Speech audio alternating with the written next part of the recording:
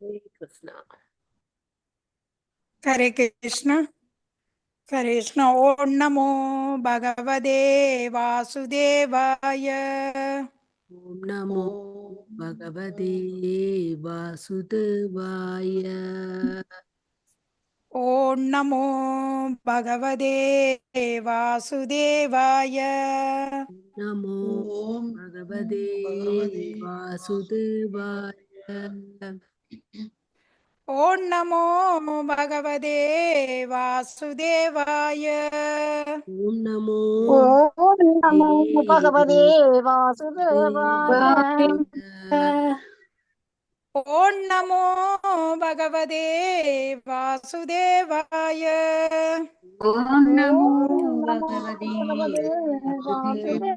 Vasudevaya. Srila பிரபுபாதருக்கு Jai Srimad பாகவதத்துக்கு Jai எல்லா பக்தர்களுக்கும் Jai Hare Krishna Hare Hare Krishna Hare Krishna. Mataji. Krishna Hare Hare Krishna. Hare Hare 63வது பதம் வாசிக்க இருக்கிறோம்.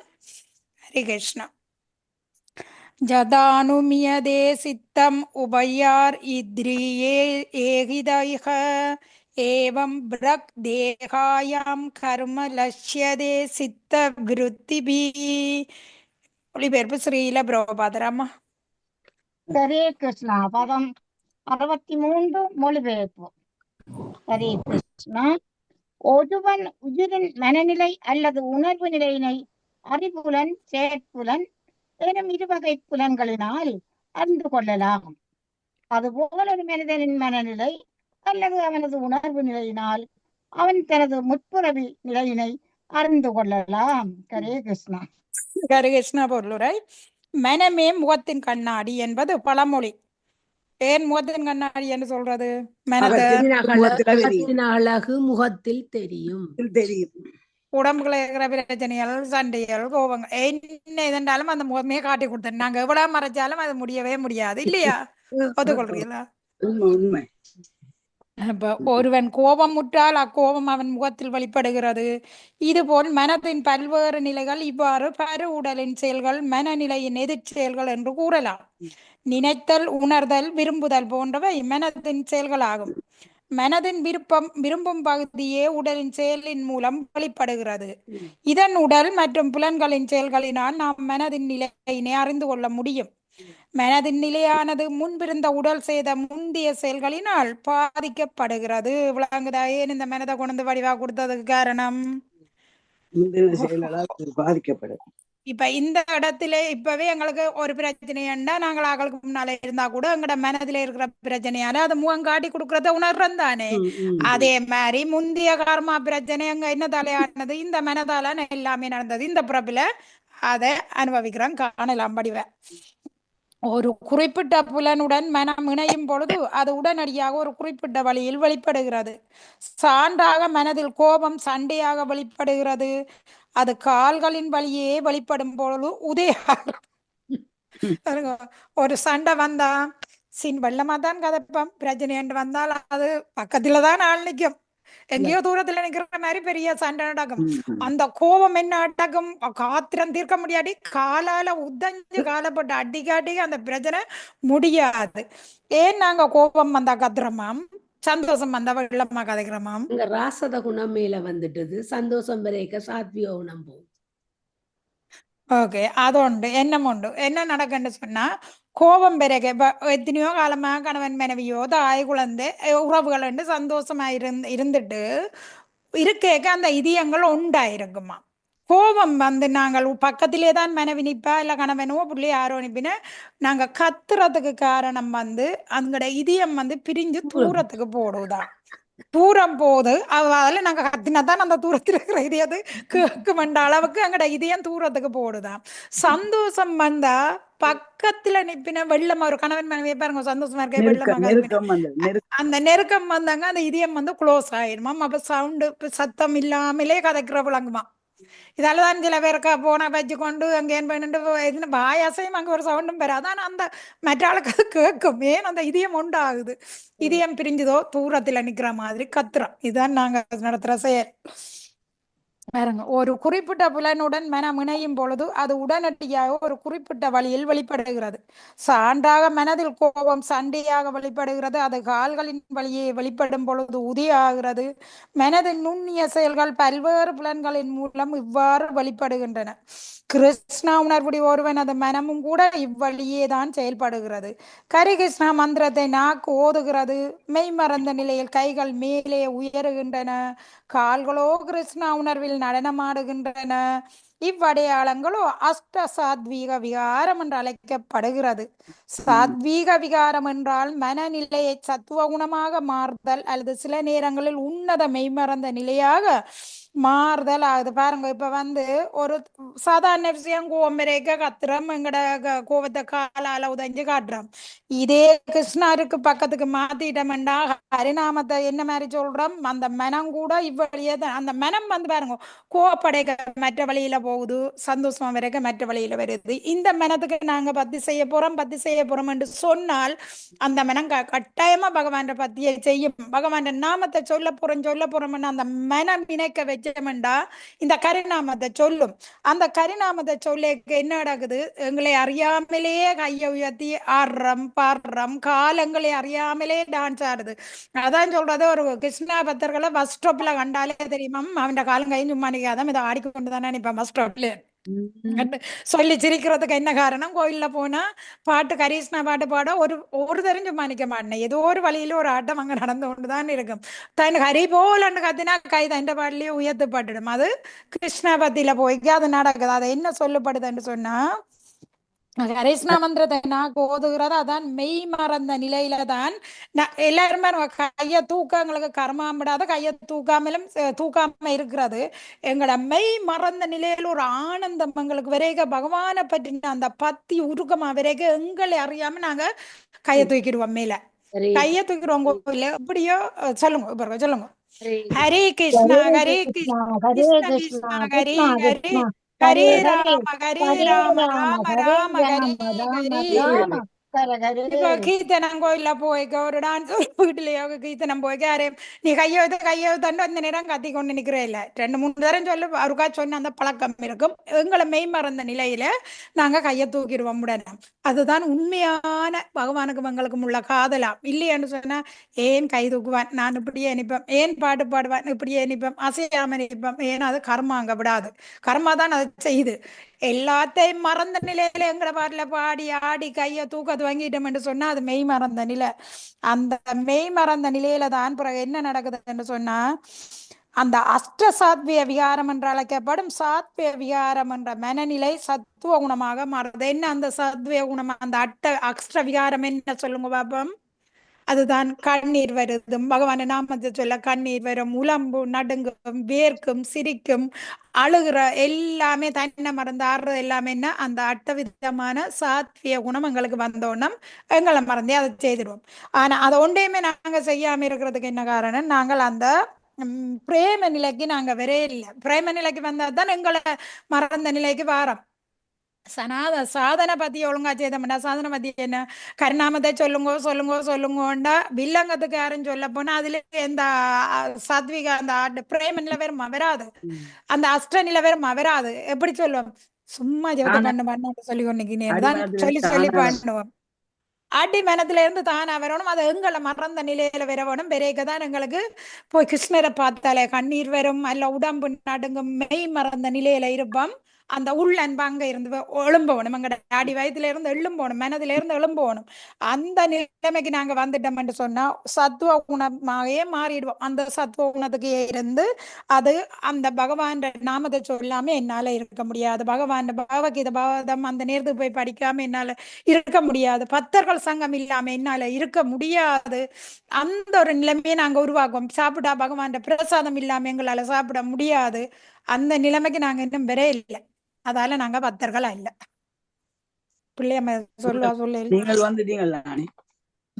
ஓகே, நானும் என்ன வரையில உங்களோட நிக்கிறேன், நீங்க வெற்ற என்ன விட வாசிங்க 64. ஹரே கிருஷ்ணா. பதம் 64. நானு பூதம் சானோ தேஹோ ருத்ரக்தம் அர்ஷ்டுதம் கதாசித் உபவலயோதயத் ரூபம் யாத்ருக் ஆத்மனி. ஹரே கிருஷ்ணா. மொழிபெயர்ப்பு. சில நேரங்களில் திடீரென்று இப்போது இருக்கும் நமது உடலினால் உணரப்படாத, கேட்கப்படாத, பார்க்கப்படாத ஏதோ ஒன்றினை அனுபவிக்கின்றோம். சில நேரங்களில் அவற்றை நமது கனவுகளில் காண்கின்றோம். ஹரே கிருஷ்ணா. சரி கிருஷ்ண பொல்லுரை. இதுக்குதான் கனவுகளில் நாம் சில நேரம் காண்பவை நாம் இதற்கு முன்பு அறியாத ஒரு செய்தியாக இருக்கும். சில நேரங்களில் கனவில் நாம் வானில் பறப்பது போல் இருக்கும். ஆயினும் இதற்கு முன்பு நாம் பறந்தது இல்லை. நமது முற்புறவியில் நாம் தேவனாகவோ அல்லது விண்வெளி வீரனாகவோ வாழ்ந்து வானில் பறந்திருக்கிறோம் என்பதே இதன் பொருள். பாத்தீங்களா, இந்த பிறவில நாங்க பறந்திருக்கிறோமா? பறக்க இல்லை. ஆனா அந்த கனவுல வருதே, என்ன காரணம்? முற்பிறப்பில இது நடந்திருக்குது, அதுதான் கனவுல வருது. கனவுல வரையெல்லாம் சும்மா அதுங்க எத்தனையோ பிறப்பில நாங்க செய்ததெல்லாம் அது கனவுல வந்திருக்கும். ஆனா இந்த பிறப்பிலே அதுங்களுக்கு சம்பந்தம் இல்லாம இருக்கும். இனப்பமே இப்படி வந்தது கனவே, நான் அப்படி வந்தது, நான் அந்த இடத்துக்கு போனேன், நான் எப்படி போயிருப்பேன். சில நேரம் கனவு முடிஞ்ச அப்புறம் கூட நான் சில கனவு வந்தா யோசிக்கிறேன். நான் இதுக்கு காரணம் எங்களோட முற்புறப்பு தொடர்பு தான் அதுக்கு எங்களை போக வச்சது.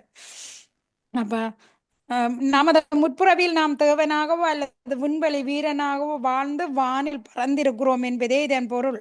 நமது அடிமனதில் இந்த எண்ணம் புதைந்திருக்கிறது. பாருங்க, புதைந்திருக்கிறதுன்னா சாதாரணமா வெளிப்படுகிறத, புதைஞ்சு போய் இருக்குது. அப்ப அதனால் அது திடீரென்று தன்னை வெளிப்படுத்தி கொள்ளுகிறது. இது ஆழத்தில் உள்ள நீர் கொந்தளித்து மேற் பகுதிக்கு வந்து நீர் குமிழிகளாக தோன்றுவதற்கு ஒப்பாகும். சில நேரங்களில் நாம் கனவில் முற்றிலும் புதிய இடங்களுக்கெல்லாம் செல்வது போல் காண்கிறோம். நமது முற்புறப்பின் அனுபவத்திற்கு இதுவே சிறந்த சான்றாகும். இந்த எண்ணம் நமது அடிமனத்தில் பாதுகாக்கப்படுகிறது. அழிக்கையில பாதுகாத்து கொண்டிருக்கிறோம். அது அந்தந்த நேரம் செயல்பாட்டு கொண்டிருக்குது. இதுக்கு காரணம் என்ன? இந்த பிறப்பில் நாங்கள் எத்தனையோ பிறப்பு எடுத்துட்டோம். அதைத்தான் இந்த பிறப்பில காட்டி கொண்டிருக்கு எங்களுக்கு. இதுவே நமது கனவில் அல்லது சிந்தனையில் வெளிப்படுகிறது. இதனால் மனம் என்பது நமது முந்தைய பிறவிகளின் அனுபவங்களையும் சிந்தனைகளையும் பாதுகாத்து வைத்திருக்கும் சேமிப்பு கிடங்கு எனலாம். இந்த சேமிப்பு கிடங்குல எவ்வளவு தான் நாங்க திணிச்சு வச்சிருக்கிறோம் பாருங்க. இவ்வாறு நமது முற்புறப்பிற்கும் இப்புறப்பிற்கும் இடையிலும் இப்புறப்பும் மற்றும் அடுத்த புறப்பிற்கு இடையிலும் ஒரு சங்கிலி தொடர் இருந்து கொண்டே இருக்கிறது. பாத்தீங்களா, முந்தின பிறப்புக்கும் இந்த பிறப்புக்கும் இந்த பிறப்புக்கும் அடுத்த பிறப்புக்கும் ஒரு சங்கிலி தொடர் இருந்து கொண்டே இருக்குது. இதுவும் சில நேரங்களில் நாம் ஒருவரை புறவி கவிஞர் என்றும் புறவி விஞ்ஞானி என்றும் புறவி பத்தர் என்றும் சொல்வதன் மூலம் உறுதியாகிறது. நாமும் அம்பரீஷ் மன்னரை போல் இப்பிறவியில் கிருஷ்ணரை தொடர்ந்து சிந்தித்து கொண்டிருந்தோம் என்றால் சாவை மன கிருஷ்ணா பாதார விந்தையோ நாம் நிச்சயம் நமது மரணத்துக்கு பிறகு கடவுளின் இருப்பிடத்தில் இடம்பெறுவோம். நமது கிருஷ்ணா உணர்வு முயற்சி இப்பிறப்பில் முழுமை பெறவில்லை என்றால் அது நமது அடுத்த பிறவியில் தொடர்ந்து வரும். இது பகவத்கீதையில் சொல்லப்படுது. அப்ப பாருங்க, நாங்கள் இவ்வளத்தையும் சேமிச்சு இந்த மனமென்னும் கிடங்குல போட்டு வச்சிருக்கிறோம். இது முற்பிறப்பையும் இந்த பிறப்பையும் இந்த பிறப்பையும் அடுத்த பிறப்பையும் இணைக்கிற பாலமா இருக்குது. ஏன் நாங்க பகவானை பற்றி இணைச்சு கொண்டிருந்தா அடுத்த பிறப்பு பகவானிட்ட போக மாட்டோம். அல்ல அதான் நீல விளக்கம் என்ன கொடுப்பாருங்க. முற்பிறப்பில இவர் பெரிய பத்தரா இருந்திருப்பார், இவர் கவிஞரா இருந்திருப்பார், விஞ்ஞானியா இருந்திருப்பார் என்று சொல்றதுக்கு என்ன காரணம்? இந்த பிறப்பில அவர் அதை அவ்வளவு சக்தி வாய்ந்தவரான்னு செய்கிறார். நாங்க முற்பிறப்பு தொடர்பு அவருக்கு இருக்குது, இருந்ததாலதான் அவர் செய்யறார்.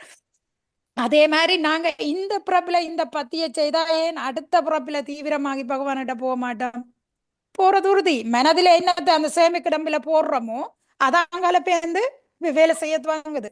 இதைத்தான் இவர் அம்பாரிஸ் மகாராஜா சொல்லப்பட்டது பாருங்க. இதுல வந்து பிரப்யா புண்ணிய கிருதாம் லோகானுசித்வா சஸ்வதி சாமக சூசினாம் ஸ்ரீதா மாதாம் கேகே யோக பிரஸ்டோ அபியாயதே என்று கூறப்பட்டுள்ளது.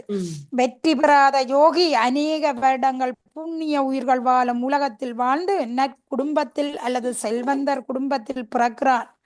கிருஷ்ணருக்கான தியான நெறிகளை நாம் கடுமையாக பின்பற்றினால் நமது அடுத்த பிறவியில் கிருஷ்ண லோகம் என்னும் கோலோக விருந்தாவனத்தில் புறப்போம் என்பது உறுதி. பாருங்கோ, நாங்கள் இப்ப தவறி வெற்றி பெறலை என்று சொன்னா கூட அந்த வெற்றி பெறாத யோகி எங்க வாழ்றானாம்? புண்ணிய உயிர்கள் வாழ்ற இடத்துல வாழ்றான், நல்லதொரு நற்குடும்பத்திலே அல்ல செல்வந்த குடும்பத்தில பிறவி எடுக்கிறான். அதுக்கு பிறகு அவன் அங்க கடுமையாக எல்லா நெறிகளையும் பின்பற்றி அவன் அடுத்து அந்த உடலை விட்டு அப்புறம் எங்க போறானாம், பகவான் கோலோக விருந்தோவனத்துக்கே போறான். அங்க கமலமா சொல்லுங்க. கோலாகல விருந்தாவன். கோலோக கோலோக விருந்தாவனம். கோலோக விருந்தாவனத்துக்கு போறது உறுதி என்றாரு சொல்றார் பகவான். 6:41 பகவத்கீதையில பகவான் உறுதி அளிக்கிறார். அப்ப ஒரு நம்பிக்கை தொடுவங்களுக்கு இருக்கு. இருக்கு. ஓகே, ராணி மாதாஜி இருக்கிறாவோ? நான் வாசிக்கல என்னமோ. நீங்க சாரி மாதாஜி. ராணி கமலா மாதாஜி வாசிங்க. ஹரே கிருஷ்ணா. பதம் 65. தேனாஷ தாத்ருஷம் ராஜன் லுலிங்கினோ தேக சம்பவம் ஷரதத் ஷவானனுபூதே தர்தோ நமன ஸ்மரப்ஸ்டும் அர்ஹதி. ஹரே கிருஷ்ணா. மொழிபெயர்ப்பு. ஆகையினால் அன்பு மன்னனே, நுண்மன ஆடையினால் மூடப்பட்டிருக்கும் உயிர் பல்வேறு வகையான சிந்தனைகளையும் நிழலுருவங்களையும் வளர்க்கிறது என்றால் அதற்கு அவனது முந்தைய உடலே காரணமாகும். எனது இந்த வார்த்தைகள் சத்தியமென்று ஏற்றுக்கொள்வாயாக. முந்தைய உடல் அனுபவித்தறியாத ஒன்றினை இப்போது நம்மெனம் கற்பனைகளாக காண்பதற்கு எந்தவித வாய்ப்பும் இல்லை. ஹரே கிருஷ்ணா. ஹரே கிருஷ்ணா. கொல்லுரை. கிருஷ்ணா பர்முகி ஞான போக வாஞ்சகரே நிகடஸ்த மாயாதாரே ஜாடியாதாரே. இது பிரேம விவாதம் என்ற ஒரு புத்தகத்திலிருந்து கொடுக்கினேன். உண்மையில் அனைத்தையும் அனுபவிப்பவர் முழு முதற் கடவுளான கிருஷ்ணரே ஆவர். ஓர் உயிர் அவரை போல் பாவனை செய்ய விரும்பும் பொழுது இயற்கையினை ஆள நினைக்கும் ஒருவனது தவறான ஆசையினை திருப்திப்படுத்துவதற்கு அவனுக்கு ஒரு வாய்ப்பு அளிக்கப்படுகிறது. இதுவே அவனது வீழ்ச்சிக்கு ஆரம்பம் ஆகும். பாருங்கோ என்ன நடக்குது, எங்கட ஆசையில நாங்க திருப்திப்படுத்துறதுக்கு ஒரு வாய்ப்பு எங்களுக்கு தந்து நீ அனுபவியண்டு இங்க தெருப்படுது. தகுந்த உலக சூழலில் அவன் இருக்கும் வரை பல்வகையான ஆசைகளை சேமித்து வைத்திருக்கும் மனம் என்னும் வடிவிலான நுண்ணிய வாகனம் அவனிடம் இருக்கிறது. பாருங்கோ, மனது ஒரு வாகனத்துக்கே சொல்லியாச்சு. அது எங்கள்கிட்ட தானே இருந்தோன்றிருக்கு, நாங்க எத்தனை பிறவி எடுத்தாலும். அப்ப இவ்வாசைகள் பல்வேறு உடல்களின் மூலம் வெளிப்படுகின்றன. ஸ்ரீல நாரத முனிவர் இவ்வுண்மையை ஏற்றுக்கொள்ள வேண்டுமென்று மன்னனை வேண்டுகிறார். இதனால் நாம் அறிவு என்ன, மனம் என்பது நமது கடந்த கால ஆசைகளின் சேமிப்பு கிடங்காகவும் நமது இப்போதைய உடல் நமது கடந்த கால ஆசைகளின் விளைவாகவும் இருக்கிறது. பாருங்க என்னென்று கூடுபடுது. பாருங்க, மனம் என்பது நமது கடந்த கால ஆசைகளின் சேமிப்பு கிடங்காகவும் நமது இப்போதைய உடல் நமது கடந்த கால ஆசைகளின் விளைவாகவும் இருக்கிறது. ஏன், அது இந்த உடல்ல வச்சுத்தானே கடந்த ஆசையை நாங்க நிறைவேற்றுறோம், இந்த உடல் என்பதாகும். அதுபோல் நமது இப்போதைய உடலின் விருப்பங்கள் நமது வருங்கால உடலில் நிச்சயம் வெளிப்படும். அப்ப முந்தின இது இந்த உடல்ல வெளிப்படுதாண்டா, இப்ப நாங்க நடத்துறது ஏன் கட்டாயமாக அங்க வெளிப்படாம இருக்க போகுது, வெளிப்படும், அதுதாங்க சொல்லப்படுது. அப்ப நாங்கள் இப்ப இதெல்லாம் செய்து கொண்டிருக்கிறோம்டா எங்கட முந்தினத்தின் விட்டதோ தொட்டதோ கூடதான் இப்ப இங்க இருந்து இதை படிச்சு கொண்டிருக்கிறோம் பாகவதம். இல்லையண்டா இல்ல, அதுவும் சொல்லப்படுது. பகவான் பத்திய எல்லாருக்குமே கொடுக்குற இல்லையாமா, அவர் தேர்ந்தெடுத்த ஒரு புண்ணியாத்மாவுக்கு தானாம் அந்த பத்திய கொடுக்குறார். ஆனா எங்களுக்கு அந்த அருமை தெரியுது இல்லை, ஏதோ அவையும் செய்யணும் நாங்களும் செய்யற இருக்கிறோம். ஆனா உண்மையில பகவான் கருணையால தானாம் இது எங்களுக்கு கிடைக்குது. அப்படி எல்லாருமே பத்தி செய்யறேன்னா இந்த உலகத்துல எல்லாமே பத்தி செய்யுங்களே, ஏன் செய்யல, பகவான் கருணை கிடைக்குங்க. அப்ப அதுபோல் நமது இப்போதைய உடலின் விருப்பங்கள் நமது வருங்கால உடலில் நிச்சயம் வெளிப்படும். இவ்வாறு மனமே பல்வேறு உடல்களை பெறுவதற்கு ஆதாரமாக இருக்கிறது. ஒருவனது மனம் கிருஷ்ணா உணர்வினால் தூய்மை அடையும் பொழுது அவன் எதிர்காலத்தில் ஆன்மீகமான உடலினை பெற்று முழு கிருஷ்ண உணர்வுடையோன் ஆகிறான். அப்ப பாருங்க, இப்ப நாங்க எங்கட மனதை கிருஷ்ண உணர்வுல வச்சிருந்தோம்டா எதிர்காலத்துல எப்படி ஆகிற நாங்கள் முழு கிருஷ்ணா உணர்வுடையவனாக நாங்க வந்துடுறோம் எதிர்காலத்திலே. இப்ப சேமிக்கிறோம் இல்ல, இந்த சேமிப்பு அடுத்ததுக்கு உதவுது. அவ்வுடலே நமது உண்மையான வடிவமாகும். அப்பதான் எங்களோட உண்மையான வடிவத்துக்கு நாங்க வரோம்.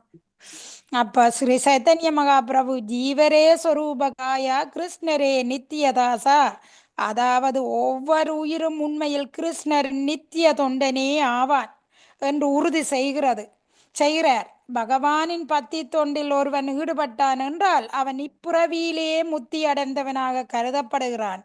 ஸ்ரீல ரூப கோஸ்வாமியினால் இது உறுதி செய்யப்படுகிறது.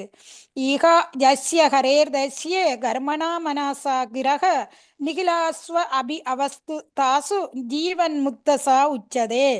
ஒருவன் தனது மனம் வாக்கு காயத்தினால் பகவானின் உன்னத தொண்டில் ஈடுபடுவானாயினால் உலக வாழ்வில் அனைத்து நிலையிலும் இருந்தவன் விடுதலை பெற்றவனாக கருதப்படுகிறான். இது பத்தி சிந்துல சொல்லப்பட்டது. கிருஷ்ணா பக்தி இயக்கம் இக்கொள்கையினை அடிப்படையாக கொண்டிருக்கிறது. நாம் மக்களிடத்தில் அவர்கள் பகவானின் பக்தி தொண்டில் எப்போதும் ஈடுபடுமாறு உபதேசிக்க வேண்டும். ஏனென்றால் இதுவே அவர்களது இயற்கை நிலையாகும். எப்போதும் பகவானுக்கு பக்தி தொண்டு செய்பவன் ஏற்கனவே விடுதலை பெற்றவன் என்று கருதப்படுகிறான். இதுவும் கூட பகவத்கீதையில் 14:26 உறுதி செய்யப்படுகிறது. மாம்சயோ வியப்சாரினே பக்தி யோகேன சேவதே சாகுணான் சாமர்த்தியாயான் பிரம்ம பூயாய கல்பதே. ஆர்த்தனா மாதாஜி இந்த பந்திக்கு. ஹரே கிருஷ்ண மாதாஜி.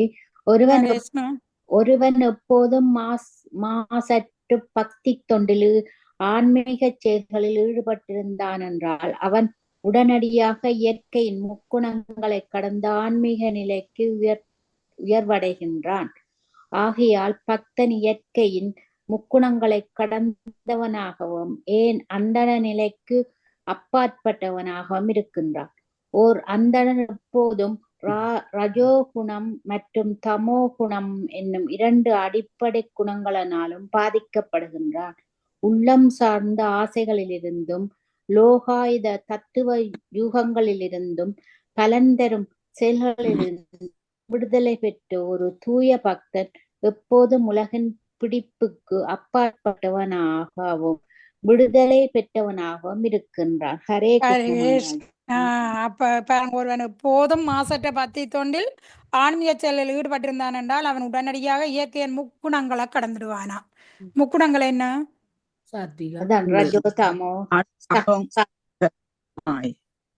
சத்வம் ரஜோ தமோ குணம்.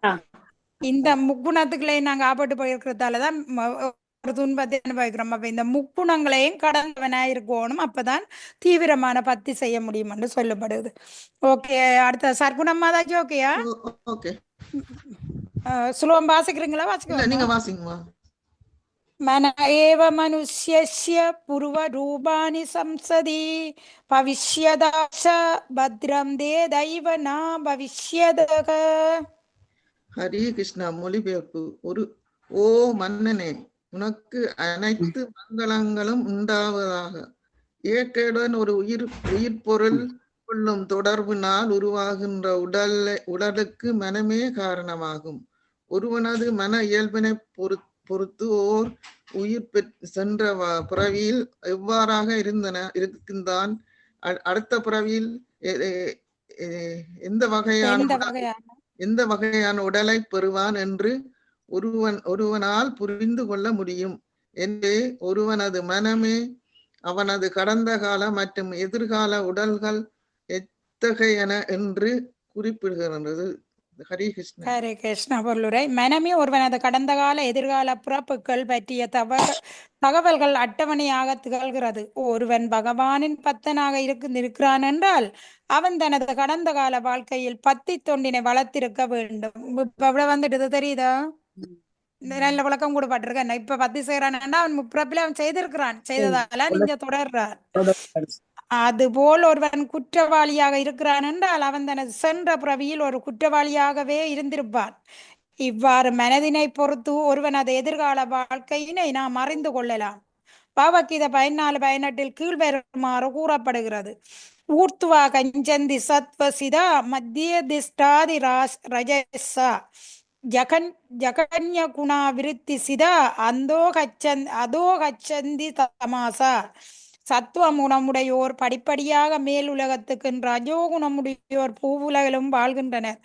தமோ குணமுடையோர் கீழே உள்ள இழிந்த நரக லோகத்துக்கு செல்லுகின்றனர். பாருங்க எப்படி கொடுத்திருக்கு 3 குணத்துல உள்ளவே எப்படி செயல்படினா 3 குணம் அங்க இருக்குனே அப்ப இந்த இங்க இருக்கிறவ யார் இருக்குனே இங்க ரஜோகுணம் படைச்சவ தானே தீவிர குணம் அசையாத தீவிர குணம் பேராசை அனுபவிக்கணும் என்ற பேராசை இருக்கிறவ வந்து இந்த பூமியிலேயே தானே இருப்பினேன் சுறுசுறுப்பும் இல்ல எந்த சாத்திர விதிகளையும் கடைபிடிக்காம இருக்கிறது தாம குணம் அது நரகலோகத்துக்கு போடும் ஏனென்றால் அது இங்க இருக்கிறதும் ஒன்றுதான் அது அங்க போய் இருக்கிறதும் ஒன்றுதான் சத்துவ குணம் உள்ளவன் அவன் வந்து வேதங்களை படிச்சு புரிஞ்சு மேல் உலகத்துக்கு போவான் அந்த மேல் உலகத்துல இருந்தே படிப்படி அவன் அங்கேயும் போய் பத்து செய்தானா மேல மேல போய் பிரம்மலோகத்துக்கு போய் கடைசியில பிரம்மலோகத்துல இருந்து வைகுந்தத்துக்கு போறதுக்கும் முடியும் இல்லையோ அவன் மேலோகத்துக்கு போய் புண்ணியம் முடிய கீழே வந்து விழுகிறதுக்கும் வாய்ப்பு இருக்குது பிரம்மலோகத்துக்கு கீழே இருந்த எல்லா இடத்திலும் இருக்கிறவங்களுக்கு இந்த பூமிக்கு தான் வர வேணும் சத்துவ குணமுடையவனின் மனச்செயல்கள் அவனை மேல் உலகத்திற்கு உயரச் செய்யும் அதுபோல் அவன் சிறிய மனம் உடையவனாக இருந்தால் அவனுடைய எதிர்கால வாழ்க்கை மிகவும் அருவருக்கத்தக்கதாக அமையும் உயிர் பொருளின் கடந்த மற்றும் எதிர்கால வாழ்க்கையினை அவனது மனமே படம் பிடித்து காட்டுகிறது நாரத முனிவர் இங்கே மன்னனை எல்லா மங்களங்களும் பெறுமாறு வாழ்த்துகிறார் ஏனெனில் அதன் உதவியினால் மன்னர் புலனுணர்ச்சிக்காக திட்டமிடவோ அல்லது ஆசைப்படாதிருக்கவோ முடியும் மன்னர் பலந்தரும் சமய சடங்குகள் செய்வதிலேயே பெரிதும் ஈடுபட்டிருந்தார் காரணம் அதன் மூலம் அவர் தமக்கு எதிர்காலத்தில் நல்ல வாழ்க்கை கிடைக்கும் என்று நம்பினார் நாரண முனிவர் மன்னர் தனது மனக்கற்பனையை விட்டுவிட வேண்டும் என்று விரும்பினார் முன்பே விளக்கி உள்ளபடி தேவலோகத்தில் உள்ள அனைத்து உடல்களும் நரகலோகத்தில் உள்ள அனைத்து உடல்களும் மனிதன் கற்பனையில் இருந்து வந்தவையே ஆகும் அதுபோல் பௌதீக உலகின் இன்ப துன்பங்களும் மனதளவே இருக்கின்றன அதாவது அவை மனோ ரதத்தில் இடம்பெற்றிருக்கின்றன கீழ்வரும் செய்யுளை நோக்குக यस्यास्ति भक्तिर्भगवति यसिञ्चनात् படிங்க கமலா மாதாஜி यस्यास्ति भक्तिर्भगवति यसिञ्चना सर्वैर् गुणैः दत्र समासदेशूरा हराव अभक्दक्ष गुदो महत् गुणा मनोरदो नाशदि தாவதோ பகி முழுமுதற் கடவுள் மீது படிக்கவா படிங்க முழுமுதற் கடவுள் மாறாத பக்தி உடையவன் தேவர்களின் அனைத்து நற்குணங்களையும் தன்னிடத்தே பெற்றுள்ளான் ஆனால் பகவான் மீது பக்தி இல்லாதவனிடம் சிறிது மதிப்பெற்ற உலகிய குணங்களே இருக்கின்றன இதன் காரணம் என்னவெனில் அவன் மனதளவில் அலைந்து கொண்டிருக்கின்றான் என்பதுவே ஆகும் அவன் நிச்சயம் உலகில் சக்தியின் பளபளப்பினால் கவரப்படுவான் கதிர்மாள் மாதாஜி நிக்கிறா கதிர்மாள் மாதாஜி வாங்க வந்த பந்திக்கு ஒருவன் பகவானது பக்தனாகவோ அல்லது முழுதும் கிருஷ்ண உணர்வுடையவனாகவோ இல்லாதிருந்தால் அவன் நிச்சயம் மனத்தளவாலே அலைந்து கொண்டிருக்கின்றான் என்பதோடு அவன் பல்வேறு வகையான உடல்களில் உயர்வும் தாழ்வும் அடைகின்றான் உலகியற் கணக்கின்படி நற்குணங்கள் என்று கருதப்படுபவை அனைத்து உண்மையில் மதிப்பில்லாதவையாகும் ஏனெனில் இந்நற்குணங்கள் என்று சொல்லப்படுவதனால் ஒருவனை பிறப்பு சுழற்சியிலிருந்து காப்பாற்ற முடியாது இதன் முடிவு ஒருவன் மனதில் சென்று இருத்தல் வேண்டும் என்பதாகும் அந்யாபிலாஷிதா சூன்யம் ஞான கர்மாதி அனாப்ருதம் ஒருவன் பௌதிக ஆசைகள் தத்துவ யூகம் மற்றும் பலன்தரும் செயல் போன்றவற்றிலிருந்து முற்றிலும் விடுதலை பெற வேண்டும் மனிதனிடம் தனக்கு சாதகமாக இருக்கக்கூடிய நல்வழி என்று ஏற்றுக்கொள்ள வேண்டியது பகவானை உன்னதப்படுத்தி தொண்டேயாகும் இதுவே மனித வாழ்வின் மிக உயர்ந்த நிறைவாகும் ஹரே கிருஷ்ணா ஹரே கிருஷ்ணா பதம் 67 அதிஷ்டம் அஸ்துதம் சாத்ர வசின்மனசி துஷ்யதே யதா ததானுமக்தவ்யம் தேசே கால கிரியாஸ்ட்ரயம் மொழிபெயர்ப்பு சில நேரங்களில் நாம் இப்பிறவியில் அனுபவித்தறியாத கேட்டறியாதவற்றையெல்லாம் கனவில் காண்கின்றோம் ஆயினும் இவை அனைத்தும் பல்வேறு காலங்களில் பல்வேறு இடங்களில் பல்வேறு நிலைகளில் அனுபவிக்கப்பட்டவை ஆகும் அப்ப இது எல்லாமே முந்தின பிறப்பில அனுபவிச்ச முழுக்க இந்த பிறப்பில படம் பிடிச்சு காட்டுது எது படம் பிடிச்சு காட்டுது எங்கட மேனம் அம்மா வாங்க ஹரே கிருஷ்ணா பொருளுரை இதற்கு முந்தைய ஸ்லோகம் பகலில் நாம் அனுபவிப்பதை இரவில் கனவில் காண்கின்றோம் என்று கூறியுள்ளது ஆனால் நாம் ஏன் சில நேரங்களில் நமது கனவுகளில் நாம் இந்த வாழ்க்கையில் காணாதவற்றையெல்லாம் காண்கின்றோம் அவை அனைத்தும் நமக்கு இப்பிறவியில் அனுபவம் இல்லாதவையாக இருக்கலாம் ஆனால் முந்தைய பிறவியில் அவற்றை நாம் அனுபவித்துள்ளோம் காலத்துக்கும் சூழலுக்கும் ஏற்ப அவை இணைகின்றன. எனவே நாம் அனுபவித்தறியாத அவசியமானவற்றையெல்லாம் நமது கனவுகளில் காண்கின்றோம். சான்றாக நாம் மலை உச்சியில் ஒரு கடலை காணலாம், அல்லது கடல் வற்றிவிட்டது போல் இருக்கலாம். இவையெல்லாம் காலம் மற்றும் இடத்துக்கேற்ப நிகழும் பல்வேறு அனுபவங்களின் கலவையாகும். சில நேரங்களில் நாம் பொன்மலையினை காணலாம். இது எதனால் என்றால் பொன்னையும் மலையினையும் நாம் தனித்தனியே அனுபவித்து அந்ததினாலேயே ஏற்படுகின்றது. இவை அனைத்தும் வெவ்வேறு சூழ்நிலைகளில் அனுபவிக்கப்பட்டவையாக இருந்த போதிலும் இவையெல்லாம் மனதில் புனியப்பட்ட கற்பனைகளே ஆகும். இவை அனைத்தும் மிக எளிதாக கனவில் ஒருங்கிணைந்து விடுகின்றன. இவ்வுண்மை பின்வரும் ஸ்லோகத்தில் மேலும் விளக்கப்படுகின்றது. ஹரே கிருஷ்ணா. இப்ப நாங்க கனவில் காண்றது முற்புறப்புல நாங்கள் அனுபவிச்சதுகள் எல்லாமே திருப்பி திருப்பி குடுபடுது. எங்களுக்கு அந்த மனம்தான் எல்லாத்துக்கும் காரணம் என்றதுக்குத்தான் இது எல்லாமே குடுபடுது. அப்ப நாங்கள் இந்த பிறப்புல என்னென்ன செய்யறோமோ அடுத்த பிறப்புக்கு சுமந்து கொண்டு போறோம்ன்றது இதுல இருந்து யோசிக்கிறீங்களா? உடல் முடிஞ்சாலும் உடலை விட்டாலும் எங்களோட மெனக்கிடங்களே எல்லாமே கொண்டுதான் சென்று கொண்டு இருக்கிறோம், கொண்டு வந்து கொண்டு இருக்கிறோம். இனி அடுத்ததுக்கு கொண்டு போறோம். ஓகே, 68 புள்ளியம்மா. ஹரே கிருஷ்ணா. பதம் 68. சர்வே கிராமானு ரோதேன மனசீத்ரிய கோசரா ஆயந்தி பகலோ சோயந்தி சர்வே சமனாசோ ஜனா. ஹரே கிருஷ்ணா. மொழிபெயர்ப்பு. உயிரின் மனது பல்வேறு பூத உடலில் தொடர்ந்து இருக்கின்றது. மேலும் புலர்ச்சிக்கான ஒருவனது ஆசைகளுக்கு ஏற்ப மனம் பல்வேறு நேர்வுகளை பதிந்து கொள்கிறது.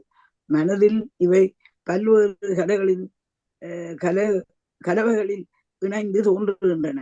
ஆகையினாலேயே இதற்கு முன்பு நாம் கேட்டறியாத பார்த்தறியாத நிழல் உருவங்கள் சில நேரங்களில் தோன்றுகின்றன. ஹரே கிருஷ்ணா. ஹரே கிருஷ்ணா. நாயின் உடலில் இருக்கும் உயிர் நடவடிக்கைகள் மற்றொரு உடலில் உள்ள மனதினால் உணரப்படலாம். ஆகையினால் இந்த அனுபவங்கள் இதற்கு முன்பு பார்த்தறியாத அல்லது கேட்டறியாதவையாக தோன்றுகின்றன. உடல் மாறிய போதிலும் மனம் தொடர்ந்து வருகிறது. உடலை தான் நாங்க மாத்தி இருக்கலாம், ஆனா அந்த மனம் தொடர்ந்து வந்து கொண்டிருக்குது. நமது இந்த ஆயுள் காலத்திலேயே நாம் நமது குழந்தை பருவ கனவுகளை அனுபவிக்கிறோம். இப்போது இவை நமக்கு மனதில் பதிவு செய்யப்பட்டவையே. இதன் காரணமாகவே அவை கனவுகளில் காட்சிகளாக தெரிகின்றன. ஆத்மாவின் இடம்பெயர்தலுக்கு காரணமாக இருப்பது பல்வேறு வகையான பௌதீக ஆசைகளின் சேமிப்பு கிடங்காக இருக்கு நுண்ணுடலே காரணமாகும். கிருஷ்ணா உணர்வில் ஒருவன் முழுவதும் அமுழாத வரையில் ஆசைகள் வந்து கொண்டு போய்கொண்டும் இருக்கும். இதை நினைத்தல், உணர்தல் மற்றும் விரும்புதல் என்னும் மனதின் இயற்கையாகும். மனம் முழுமுத கடவுளை கிருஷ்ணரின் தாமரை திருவடிகளின் தியானத்தில் ஈடுபடாத வரை அது பல்வேறு வகையான உலக இன்பங்களின் மீது ஆசை கொள்ளும். புலனுணர்வு படி மக்கள் காலவரிசைப்படி பதிவு செய்யப்படுகின்றனர். மேலும் அவை ஒன்றின் பின் ஒன்றாக வெளிப்படுகின்றன. ஆகையினால் உயிர் ஒரு உடலுக்கு பிறகு மற்றொரு உடல் என்று ஏற்றுக்கொள்ள வேண்டியதாய் இருக்கிறது. மனம் உலக இன்பத்தை திட்டமிடுகிறது. பூத உடல் இது போன்ற திட்டங்கள் மற்றும் ஆசைகளை உணர்வதற்குரிய கருவியாக இருக்கிறது. பல்வேறு ஆசைகள் வந்து கொண்டு போய்கொண்டும் இருக்கும் ஒரு அமைப்பே மனமாகும். அதனால் தான் ஸ்ரீ நரோத்தமதாஸ் தாகூர் பாடுகிறார். அப்ப பாருங்க, இந்த மனம் வந்த எல்லாத்தையும் சேமிச்சு வச்சு கொண்டு அதை செயல்படுத்தணுமான்னு ஆசைப்படுது. அதுக்கேற்ற ஒரு பூத உடல் கிடைக்குது. அந்த பூத உடல் அந்த ஆசையை நிறைவேற்றுறதுக்காக ஒரு இயந்திரமாக எங்களுக்கு அமையுது. புள்ளியம் அந்த கீழ்பந்திய வாசிங்க. நரோத்தமதாஸ் தாகூர் ஆன்மீக குருவின் கட்டளைகளை நிறைவேற்றும் கொள்கையில் ஒவ்வொருவரும் உறுதியோடு இருத்தல் வேண்டும் என்று அறிவுறுத்துகிறார். வேறு எதன் மீதும் ஒருவன் ஆசை வைத்தல் கூடாது. ஆன்மீக குருவினால் ஆணையிட்டப்பட்டிருக்கும் ஒழுங்குமுறை விதிகளை கடுமையாக பின்பற்றினால் மனம் கிருஷ்ணரின் தொண்டு ஒன்றை தவிர பிறவற்றின் மீதான ஆசைகளை படிப்படியாக விட்டுவிடும் பயிற்சியை பெறும். இப்பயிற்சியே வாழ்க்கையின் நிறைவாகும். ஹரே கிருஷ்ணா. பாத்தீங்களா, குருமுகா பத்மாக்கியா சித்தத்தே ஹரி ஆக்கியா. அரணாகரிக மன ஆசை. எங்கட புலன்களை ஒழுங்குபடுத்தி ஒரு ஆன்மீக குருவின் கட்டளையின்படி எங்கட புலன்களை மனதை எல்லாம் ஒழுங்குபடுத்தி எப்படி அம்பாரேஸ் மன்னர் தன் மனதை பகவான் பக்தி தொண்டில் பதிய வச்சாரோ அது மாதிரி செய்தம் என்று சொன்னா எங்களுக்கு இந்த உடல் மாற்றம் இல்லை, அது மட்டும் இல்லை பௌதிகமான ஆசைகளும் எல்லாம் அழிஞ்சு போடும். அப்ப மனதில நாங்கள் என்னத்தை சேமிக்கிறோம்? கிருஷ்ணரை பற்றின சிந்தனையிலேயே சேமிக்கிறோம். அதால அடுத்த உடல் கிருஷ்ணரை பத்தி செய்யக்கூடிய ஒரு நல்ல உடல் கிடைக்குது. ஒரு நல்ல வீட்டுல 10 வீட்டுல பிறக்கேக்கே ஒரு 10 வீட்டுல பிறந்துட்டோம்னா அதை போல ஒரு வாய்ப்பு நல்பாக்கியம் என்ன இருக்குது? அப்ப அப்படி பிறந்து அந்த பிறப்பிலேயே பகவான்கிட்ட போடுவேன் நாங்கள். அப்ப இப்ப இருக்கிற எல்லா சேமிப்பு கிடம்புல நிறைய இருக்குது. அதை அழிக்கிறதுக்கு தான் கரிநாமத்தை சொல்லி பகவான் பக்தர்கள் சங்கங்களை எடுத்துக்கொண்டு பிரசாதங்களை சாப்பிட்டு கொண்டு புலன்களை கட்டிப்படுத்தினோம்டா எங்களுக்கு தான் நன்மை. இல்லையன்னு சொன்னா என்னமென்னும் சேமிச்சு போடுவோம். அந்த கிடங்கு போட போட சேமிச்சு கொண்டே இருக்கும். அங்க நிரம்பி வழியாது. அந்த கிடங்கு எல்லாத்தையும் உட்கொண்டு கொண்டே இருக்கும். அதான் இந்த மனம். எங்க நீங்க பாக்குறீங்களா? வழியில வந்துட்டு எங்களுக்கு பிரச்சனை முட்டின்னு அங்க இருக்குது, நிறைய இடம் இருக்கு போடுறதுக்கு. கமலா மாதிரி ஹரே கிருஷ்ணா. பதம் 69. சத்வைக நிஷ்டே மனசி பகவத் பார்வஷ் வர்தினி தமஸ் சந்த் மசீத் வேதம் உபரஷ்யா பாஷதே. ஹரே கிருஷ்ணா. மொழிபெயர்ப்பு: கிருஷ்ண உணர்வு என்பதற்கு பிரபஞ்சத்தை முழுமுதல் கடவுளாக பார்க்கக்கூடிய மனநிலையில் முழுமுதல் கடவுளுடன் இணையான தொடர்பு கொண்டிருத்தல் என்று பொருளாகும். இது போன்ற பார்வை எப்போதும் சாத்தியமாக கூடியது அல்ல. ஆயினும் பௌர்ணமி நிலவு வெளிச்சத்தில் கருப்பு கோலமான ராகு கிரகம்புலனாவது போலி கவனிப்பும் வெளிப்படுகிறது. ஹரே கிருஷ்ணா. ஹரே கிருஷ்ணா. பாருங்க, இதற்கு முந்தைய ஸ்லோகத்தில் அனைத்து ஆசைகளும் மனம் என்னும் மேடையில் ஒன்றின் பின் ஒன்றாக காட்சி அளிக்கின்றன வென்று விளக்கப்பட்டிருந்தது. ஆயினும் சில நேரங்களில் முழு முதற் கடவுள் பரம விருப்பத்தினால் முழு மூட்டையும் ஒரே சமயத்தில் கடவுளின் பரம விருப்பத்தினால் ஒரே சமயத்தில் முழுவதும் புலனாக கூடும். பிரம்ம சங்கீதையில் 5:54 கருமானி நிற்கதி இந்து சாபத்தி பயாம் என்று கூறப்படுகிறது. ஒரு மனிதன் முற்றிலும் கிருஷ்ண உணர்வில் ஆழ்ந்திருக்கும் பொழுது உலகப்பற்று ஆசைகளும் அடங்கிய மூட்டையின் அளவு குறைகிறது.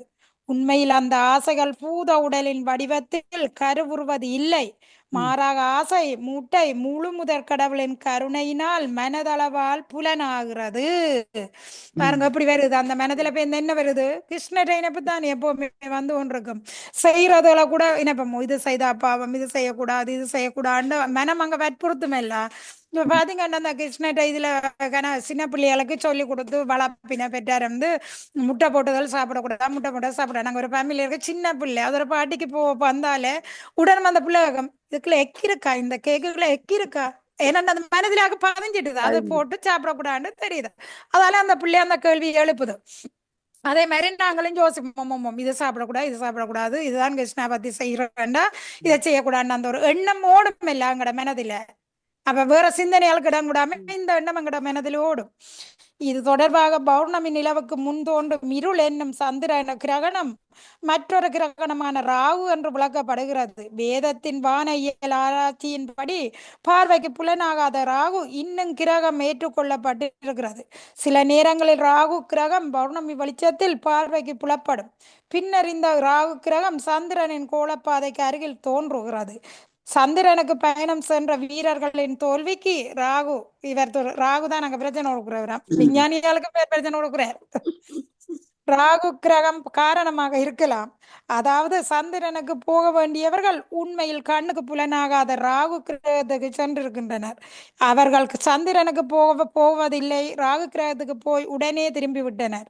இந்த வாரத்திற்கு அமலாக நாம் கூறிக்கொள்ள வேண்டியது, உயிர்களிடம் மிகப்பெரிய எண்ணற்ற ஆசைகள் இருக்கின்றன. இந்த ஆசைகள் அனைத்தும் தீரும் வரை அவன் ஒரு பூத உடலில் இருந்து மற்றொரு உடலுக்கு மாறிக்கொண்டே இருக்க வேண்டி இருக்கிறது.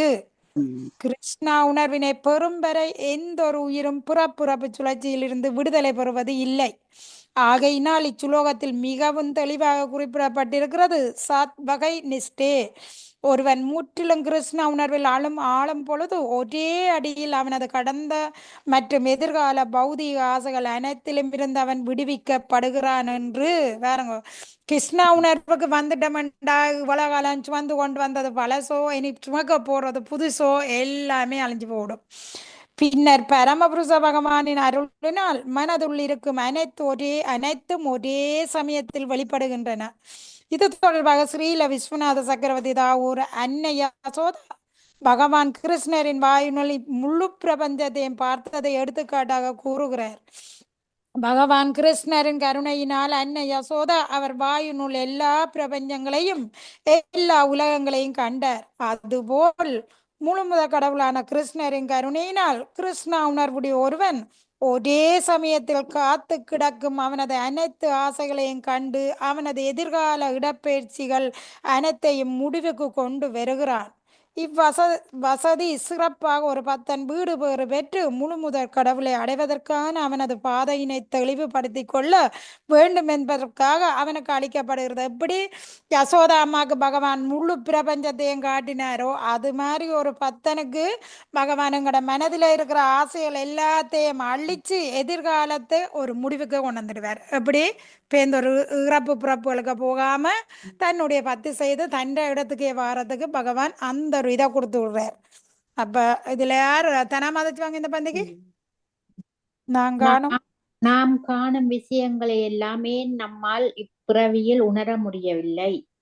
உரிய விளக்கம் இங்கே தரப்படுகின்றது. நாம் காணும் அவை நாம் எதிர்காலத்தில் பெறப்போகும் பூத உடலின் வெளிப்பாடுகளாகும், அல்லது நமது மனமூட்டையில் ஏற்கனவே சேர்த்து கொள்ளப்பட்டவையாக இருக்கும். கிருஷ்ண உணர்வுடைய மனிதன் எதிர்கால பூத உடலை ஏற்கப் போவதில்லை என்ற காரணத்தினால் அவனது பதிவு செய்யப்பட்ட ஆசைகள் அனைத்தும் கனவில் நிறைவேற்றப்படுகின்றன. ஆகையினால் தான் சில நேரங்களில் நாம் கனவில் காணும் விஷயங்கள் நமது இன்றைய வாழ்க்கையில் அனுபவிக்கப்படாதவையாக இருக்கின்றன. ஹரே கிருஷ்ணா. வரங்க பூதோடல் வெளிப்படு அல்லது நமது மனமூட்டையில் ஏற்கனவே சேர்த்து கொள்ளப்பட்டவையாக இருக்கும். கிருஷ்ணா உணர்வுடைய மனிதன் எதிர்கால பூதோடலை ஏற்கப் போவதில்லை என்ற காரணத்தினால் அவனது பதிவு செய்யப்பட்ட ஆசைகள் எப்படி வந்து போகுதா அதெல்லாம் சொல்றது. எங்களுக்கு அனுபவிக்க வேண்டிய சில விஷயங்களை பகவான் இந்த பிறப்பிலேயே ஒரு கிருஷ்ணா பக்தனுக்கு இந்த பிறப்பிலேயே கனவிலே அதை கழிச்சு விட்டுருவாராம். ஏன் அவன் அடுத்த புறப்படுத்த போறதில்லை, அவன் பகவானிட்ட போறான். ஆனா இந்த பாவ மூட்டைகள் இப்ப இருக்கிறதுகளை பகவான் முழுக்க அவங்களுக்கு அனுபவிக்க தெரியல, கொஞ்சத்தை தந்து இது தெரிவார் கணக்க தெரியல. அது மட்டும் இல்லை, இதை பண்றது கனவிலையும் பண்றார். அதுக்கு என்ன காரணம்? நாங்க சில நேரம் கனவில பயங்கரமான கனவுகளை எல்லாம் காணுவோம், பயந்து கத்துவோம், இங்க ஒரு பயங்கரமான இடத்துக்கு நிற்போம். இதுக்கு எல்லாமே என்ன காரணம்? பகவான் கனவிலையும் அந்த பாவத்தை கழிச்சு விடுறாரு. ஏனென்றா அவன் அடுத்த எதிர்காலத்துக்கு இல்லாம பண்றார் அந்த பாவத்தை. விளங்குதா? கனவிலையும் கொஞ்சம் கர்மா கழியுது, அந்த துன்பத்தை தந்து கழிக்கிறார். சில நேரம் நாங்க எங்களோட உறவுகளாக இருந்த மாதிரி அல்ல நாங்க ஏதோ உறக்க போறோம், ஏதோ ஒரு பயங்கர கனவுக்கு ஆப்பிடுவோம். கண்ணை முழிச்சாலே கண் நேரத்துக்கு அந்த பயங்கரம் போகாது. அனுபவம் இருக்கு அவங்களா இருக்கன்? சில நேரம் அனுபவம் போகாது. அந்த கத்துறது பேருந்து ஒளிம்பி கண்ண மூடினா அங்கதான் அந்த கனவு அழுகும். அது வந்து கர்மா. அப்பவே முகமெல்லாம் அழுதமா தெரியாமல் இப்ப ஒன்றுமே சில நேரம் அடிச்சு ஒழுப்பு சத்தம் போட்டு, ஏனண்டா அந்த சுய நினைவுகளை கொண்டு வர்றதுக்காக செய்யறதுக்காரன் நாங்க அவ்வளவு தூரம் அந்த நேரம் பிரச்சனைகளும் எங்கட கண்மங்கள் தான் எதிரிது நம்ம வாழ்க்கையில நடக்கிறது இல்லை. அப்ப இப்படி கனவுல வந்து பகவான் கனவு மூலமும் அதை குறைச்சு விட்டுறாரு எங்களுக்கு. அப்ப பாருங்க பகவான் எவ்வளவு கருணையோட இருக்கிறாரு. எங்கட கர்மாக்களை அடுத்த பிறப்புக்கு சுமந்து கொண்டு விடாம கனவு மூலம் தந்து எல்லா விதத்திலும் அதை குறைச்சு விட்டுருவாரு பகவான். குறைச்சு எங்களை தூய்மையாக்குறாரு. அதான் அந்த எங்கட மெனக்கிடங்களை வந்து பகவானை இணைச்சு கொண்டிருந்தோம்னு சொன்னா இது எல்லாத்தையுமே அவர் சரி செய்து மேலும் மேலும் நீங்க இருந்து துன்பப்படாத என்னட்டையே வந்து சேரண்டா இதை கொடுக்குறார். அடுத்தது யார்? சர்க்குணம் மாதாஜி 70. நாகம் மாமேதி பாவோ அயம் புருஷ வியாவதியதே யாவத் புத்தி மனோ அசாத் குணா வியூகோகி அநாதிமான். சர்க்குணமாதி வாசிக்க போறீங்களா? ஓகே. நிர்மா என்ன கமலா கதிர்மாள் மாதாஜி வாசிங்க. ஹரே கிருஷ்ணா. வாசிக்கிறேன், நான் வாசிக்கிறேன். ஹரே கிருஷ்ணா. புத்தி மனம் புலங்கள் புலனுணர்ச்சி பொருள்களினான நுண்ணுடலும் உலகில் குணங்களில் பலங்களும் இருக்கும் வரையில் பொய்மை உணர்வும் அதற்கு தொடர்புடைய பொருளாகிய பரு உடலும் இருக்கும். மனம் புத்தி ஆணவத்திலான நுண்ணுடலின் ஆசைகள் பஞ்ச பூதங்களான நில நீர் காற்று நெருப்பு ஆகாயம் போன்ற பற்றிலான பூத உடல் இல்லை என்றால் நிறைவேறாது.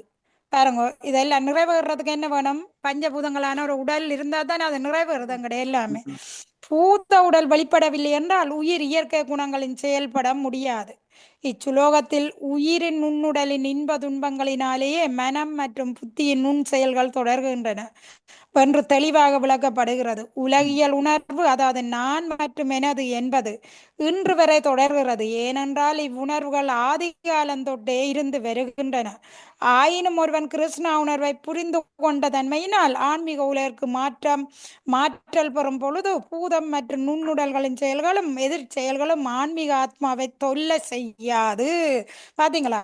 கிருஷ்ணா உணர்வுக்கு பெற முதல் நாங்க எவ்வளவோ காலமா எங்கள்கிட்ட இருந்தது என்ன? இது நான் எனது இந்த எண்ணம் தான் நாங்க தப்பான எண்ணம் எப்பவுமே இருக்கு. அதுக்கு என்ன காரணம்? இப்ப இந்த பிறப்புல வர இல்லை, தொடர்ந்து வந்து கொண்டிருக்குது. அப்ப இதை நிப்பாட்ட போகணும். இதை நான் எனது என்ற தொல்லை எங்களுக்கு தெரியாம இருக்கணும்டா எங்களோட உணர்வு கிருஷ்ணா உணர்வுக்கு மாற்றப்பட்டுருவணும். அந்த கிருஷ்ணா உணர்வுக்கு மாற்றப்பட்டுட்டா எங்களுக்கு இந்த தொல்லை வராதுன்னு சொல்லப்படுது. அடுத்தது கதிர்மாள் மாதாஜ். ஹரே கிருஷ்ணா. பதம் 71. சூப்தி முச்சோபதாபேஷு பிராணாயன விகாததஹ நேகதே அகம் இதி ஞானம் மிர்ச்ச பிரத்வாரயோர் அபி. மொழிபெயர்ப்பு. உயிர் ஆழ்ந்த நித்திரையில் இருக்கும் பொழுதோ, மூச்சடையும் பொழுதோ, பெரிய நஷ்டத்தினால் அதிர்ச்சிக்கு ஆளாகும் பொழுதோ, மரண வேளையிலோ, கடுமையான காய்ச்சல் இருக்கும் பொழுதோ உயிர்காற்றின் போக்குவரத்து நிறுத்தப்படுகின்றது. அச்சமயம் உயிர் உடலோடு சேர்த்து தன்னை அடையாளம் காணும் ஞானத்தினை விளக்கின்றான். ஹரே கிருஷ்ணா. ஹரே கிருஷ்ணா. பொல்லுரை. ஆத்மா இருப்பதை மூடர்கள் மறக்கின்றனர். ஆனால் நாம் உறங்கும் பொழுது பரு உடலின் அடையாளத்தை மறப்பதும் விழித்திருக்கும் பொழுது நுண்ணுடலின் அடையாளத்தினை மறப்பதும் உண்மையே ஆகும். இதனையே உறங்கும் பொழுது நாம் பரு உடலின் செயல்களை மறக்கிறோம். நித்திரையா கொள்ளைக நாங்க எங்கட உடம்புகளை பற்றி சிந்தனை வருதா எங்களுக்கு? வழியில நடந்து பகல போய் கூட யாருன்னு வந்து அடிச்சாலோ எதன் செய்தாலோ எதன் ஒரு மெனப்பயம் இருக்கு. நித்திரையா போக எல்லாமே அறிஞ்சு சுயநிலவில கிடக்குறோம். எங்களுக்கு யாருன்னு என்ன செய்தாலும் தெரியுமா? எதன் பயப்படுறோமா? நித்திரை வந்தா எல்லாத்தையுமே மறந்து போறோம். இந்த புற உடல மறந்து போறோம் நாங்கள். அப்ப நாம் விழிப்புடன் செயல்படும் பொழுது உறக்கத்தின் செயலை மறக்கிறோம் என்று கூறலாம். உண்மையில் உறங்கும் நிலை விழிக்கும் நிலை ஆகிய இரண்டுமே மாயா சக்தியின் படைப்புகளே ஆகும். ஆயினும் உண்மையில் உயிருக்கு உறங்கும் நிலையின் செயல்களிடத்தோ அல்லது விழிக்கும் நிலையின் செயல்களிடத்தோ எந்த விதமான தொடர்பும் இல்லை. அதுபோல் மயக்க மருந்து கொடுக்கப்பட்ட உயிர் அவனது பூத உடலை மறந்து விடுகிறான் என்பதோடு அவனுக்கு அறுவை சிகிச்சை நடைபெற்றதென்றால் இதன் வலியையும் வேதனையும் அவன் உணர்வதில்லை. இது போன்ற ஒரு மனிதன் பெரும் இழப்புக்கு ஆளாகி அதிர்ச்சி அடையும் பொழுது அவன் பூத உடலுடன் தனக்கிருக்கும் அடையாளத்தினை மறந்து விடுகிறான். மரண வேளையில் உடலின் வெப்பம் 107 டிகிரிக்கு உயரும் பொழுது உயிர் உணர்ச்சியற்ற நிலை அடைந்து பரு உடலின் தனக்கிருக்கும் அடையாளத்தினை அறிய இயலாது போகிறது. அந்த நேரம் உடலினுள் இயங்கிக் கொண்டிருக்கும் உயிர்காற்று இயங்க இயலாமல் தடைப்படுகிறது. அப்போது உயிர் பரு உடலுடன் தனக்கு இருக்கும் அடையாளத்தினை மறந்து விடுகிறது. ஆன்மீக உடலை நாம் அறியாது இருக்கின்ற காரணத்தினாலும் அதனோடு நமக்கு எந்தவித அனுபவம் இல்லாததினாலும் ஆன்மீக உடலின் செயல்களை நாம் அறியாது இருக்கிறோம். விளங்குதா? ஏன்னு ஆன்மீக இதை அறியாம இருக்கிறோம். இதுலயே அனுபவம் இல்லாதாலும் அதை உணராதாலும் பாப்பா இந்த அறியாமையினால் நாம் ஒரு தவறான மேடையிலிருந்து மற்றொரு தவறான மேடைக்கு தாவி கொண்டிருக்கிறோம் பாருங்க. நல்ல விட விடுதாச்சு. ஆன்மீகத்தை பற்றி அறியாதால இந்த மேடையில இருந்து மற்ற மேடையை தாவறோம். அப்ப நாம் சில நேரங்களில் பரு உடல் தொடர்பாக சில நேரங்களில் நுண்ணுடல் தொடர்பாகவும் செயல்பட்டு கொண்டிருக்கிறோம். கிருஷ்ணரின் கருணையினால் நாம் ஆன்மீக உடலில் செயல்பட்டோம் என்றால் பரு உடல் மற்றும் நுண்ணுடல் என்னும் இரு உடல்களையுமே நம்மால் கடக்க முடியும். நாரத பஞ்சாரத்திரம் ரிஷிகேச சேவனம் பத்தி உச்சதே என்று குறிப்பிடுகிறது. பத்தி தொண்டு என்பதற்கு பொருள் ஆன்மீக உடல் மற்றும் ஆன்மீக புலன்களை பகவானின் பத்தி தொண்டில் ஈடுபடுத்துதல் ஆகும். நாம் இது போன்ற செயல்களில் ஈடுபடும் பொழுது பரு உடல் மற்றும் நுண்ணுடலின் செயல்கள் மற்றும் எதிர்ச்செயல்கள் இயக்கமில்லாது போய்விடுகின்றன. எப்ப இதுகள் இயக்கமில்லா போது இந்த பரு உடல் நுண்ணுடல் என்ற செயல்கள் பக்தி தொண்டில் ஆன்மீக பகவான் பக்தி தொண்டில் ஈடுபடும்போது ரிஷிகேச சேவனம் பத்தி உச்சதே. அந்த புலன்களின் நாயகனுக்கு இந்த எங்கட புலன்களை கொண்டு எப்ப சேவை செய்யறோமோ அப்ப எல்லாத்தின தொல்லையிலும் இருந்து நாங்க விடுபட்டுடுவோம். ஓகே அம்மா வாங்க. பக்கத்துல அண்டை படித்தோம் இல்ல, பக்கத்துல அவர் இருக்கிற திரும்புறம் இல்லையாண்டு. அப்ப பத்தி தொண்டு செய்ய அப்படியே திரும்பிடுவோம். யாருக்கு பத்தி தொண்டு அவருக்கு தானே செய்வோம். அப்ப திரும்புவோம்.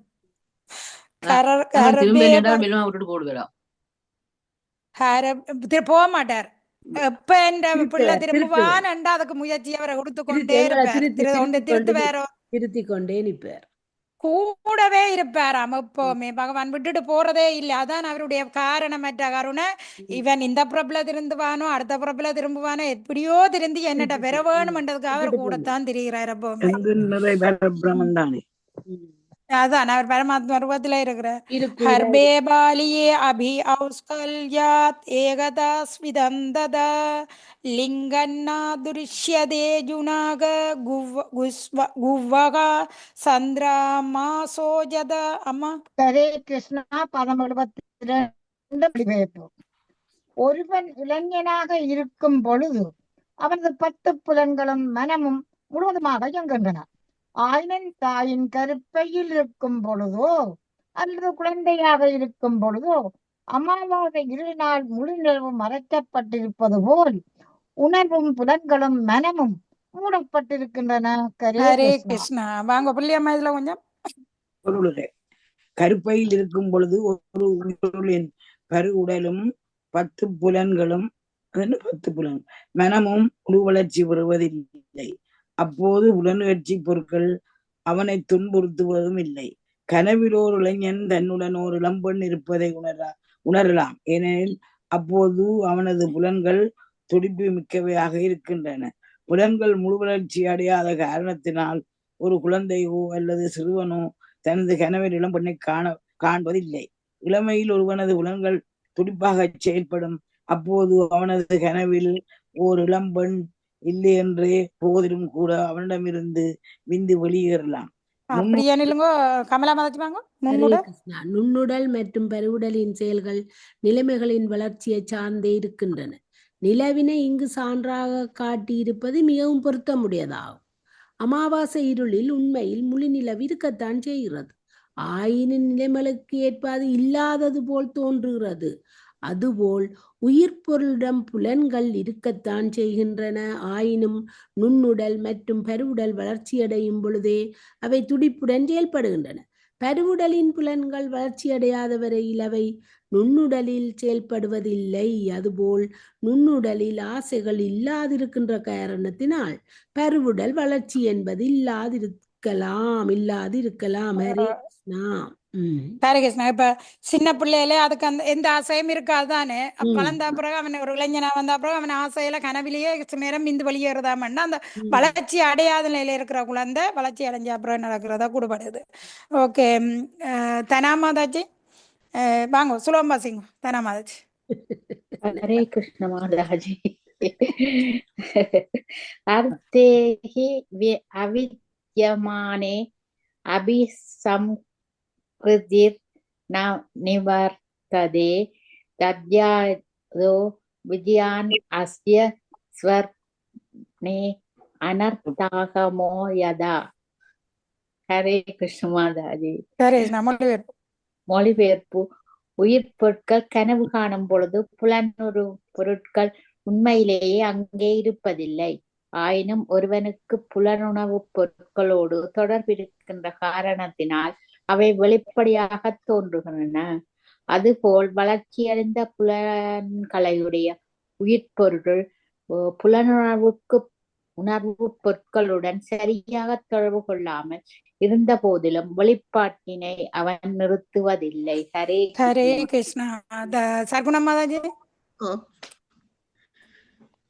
சில நேரங்களில் ஹரி ஹரிகிருஷ்ண பொருளுரை. சில நேரங்களில் குழந்தையாக இருக்கின்ற காரணத்தினால் அவன் முற்றிலும் தூய்மையானவனாக இருக்கிறான் என்று நுண்ணுடலில் பதிவு செய்யப்பட்டிருக்கும். பலந்தரும் செயல்கள் 3 உடல்பாடு நிலைகளில் பெறுகின்றன. தோன்றுகின்றன. ஒன்று பீஜாம் விதை பியாம் என்று அழைக்கப்படுகிறது. மற்றொன்று கூடஸ்தம் ஆசை என்று அழைக்கப்படுகிறது. பெரிதொன்று பலோன்முகம் பலன் தரும் குறியது என்று அழைக்கப்படுகிறது. வெளித்தோன்று நிலையானது பிராப்தம். எனவே செயலில் இருப்பது என்று அழைக்கப்படுது. ஓகே, அப்படியே நில்லுங்க வாரன். இதுல பாருங்க, இது முக்கியமானது. அப்படி இருங்க, நன்றி. பாருங்க, சில நேரங்களில் குழந்தையாக இருக்கின்ற காரணத்தினால் அவன் முற்றிலும் தூய்மையானவனாக இருக்கிறான் என்று சொல்லப்படுவது உண்டு. ஆனால் இதில் உண்மை இல்லை. நுண்ணுடல் பதிவு செய்யப்பட்டிருக்கும் பலந்தரும் செயல்கள் 3 உடன்பாடு நிலைகளில் தோன்றுகின்றன. 3 விதத்துல தோன்றுறதாம் இந்த நுண்ணுடலின் செயல்பாடுகள். ஒன்று பிஎம், அது வேர் என்று அழைக்கப்படுகிறது, வேறாயிருக்குது, விதையாக இருக்குன்னு சொல்லலாம். மற்றொன்று கூடஸ்தம், அது ஆசை என்று அழைக்கப்படுகிறது, அடுத்தது ஆசையா இருக்கிறது. புரிதொன்று பலோன்முகம், பலன் தருவதற்குரியது என்று அழைக்கப்படுகிறது. வெளித்தோன்று நிலையானது பிராப்தம், ஏற்கனவே செயலில் இருப்பது, இப்ப நடந்து கொண்டு இருக்கிறது. பாருங்க, உணர்வு உள்ள அல்லது உணர்வற்ற நிலையில் நுண்ணுடன் அல்லது பரு உடலின் செயல்கள் வெளிப்படாது இருக்கலாம்.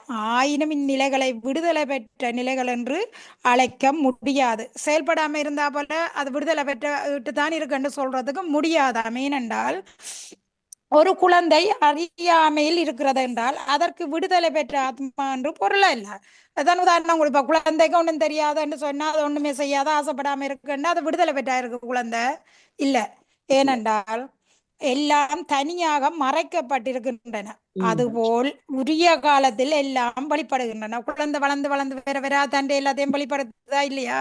அது வளர்ந்த அப்புறம்தானே மாதாஜி. குழந்தைகள் சின்னல்ல அவைக்கு சூதுவாது தெரியாது, கள்ளங்கவளம் தெரியாது, போய் செல்ல மாட்டுது எல்லாமே சின்ன. அது என்ன சொல்லப்படுது? மறைஞ்சிருக்குது. அதுக்கு மனதுக்கு இருக்குது, மறைச்சு வைக்கப்பட்டிருக்கு. ஏன்னா அது முற்புறப்பில செய்தாமலோ கொண்டுதானே வந்து வச்சிருக்குது. அது என்ன வெளிப்படாம இருக்குது. பாருங்க, ஏன் நுண்ணுடலில் சில வெளிப்பாடுகள் இல்லாதிருந்த போதிலும் புலனின்பதற்கான பொருட்கள் செயல்படலாம். இதற்கு இங்கே கொடுக்கப்பட்டிருக்கும் சான்று விந்துதானே வெளியேறுறது என்பதாகும். பருப்பொருட்கள் வெளிப்படாதிருக்கும் பொழுதும் இங்கே ஜடபுலன்கள் செயல்படுகின்றன. இயற்கையின் முக்குணங்கள் நுண்ணுடலில் வெளிப்படாதிருக்கலாம். ஆனால் முக்குணங்களில் மாசு அப்படியே இருந்து உரிய காலம் பெறும் பொழுது வெளிப்படுகிறது. பாத்தீங்களா பிள்ளையம்மா? உரிய காலம் பெறேக்க அது வெளிப்படுத்துது, வெளிப்படுத்தும். நுண்ணுடல் மற்றும் பரு உடலின் எதிர்ச்செயல்கள் வெளிப்படவில்லை என்றால் கூட ஒருவன் பௌதீக நிலைகளில் இருந்து விடுதலை பெறவில்லை. ஆகையினால் ஒரு குழந்தையும் முத்தி பெற்ற ஆத்மாவும் ஒன்றுதான் என்று கூறுவது தவறாகும்.